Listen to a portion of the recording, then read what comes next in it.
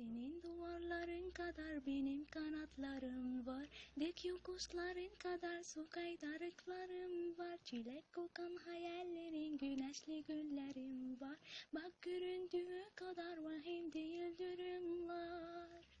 Aşk beni gelecek kandırırsın, o da ben istersem. Yar sever ya ruhumu yaşlandırırsın, nasıl istersen. Boş ver, tarih bizi yazmasın, mükemmel olmasın. Benim kalbim her şeye yeter. Bir mucize sanmasın, hep adil olmasın. Hayat bu oynanmaya değer. Senin duvarların kadar benim kanatlarım var. Dik yokuşların kadar su kaydarıklarım var. Çilek kokan hayallerin güneşli günlerim var. Bak göründüğü kadar vahim değil durumlar. Aşk beni gelecek kandırırsın, o da ben istersem. Yar sever ya ruhumu yaşlandırırsın, nasıl istersen. Boş ver, tarih bizi yazmasın, mükemmel olmasın. Benim kalbim her şeye yeter. Bir mucize sanmasın, hep adil olmasın. Hayat bu oynanmaya değer. Senin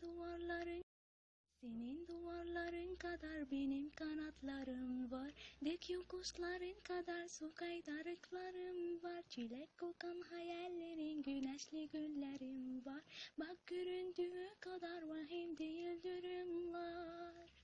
Aşk beni gelecek kandırırsın, o da ben istersem. Yar sever ya ruhumu yaşlandırırsın, nasıl istersen. Boş ver, tarih bizi yazmasın, mükemmel olmasın. Benim kalbim her şeye yeter. Bir mucize sanmasın, hep adil olmasın. Hayat bu oynanmaya değer. Senin duvarların kadar benim kanatlarım var. Dik yokuşların kadar su kaydarıklarım var. Çilek kokan hayallerin güneşli günlerim var.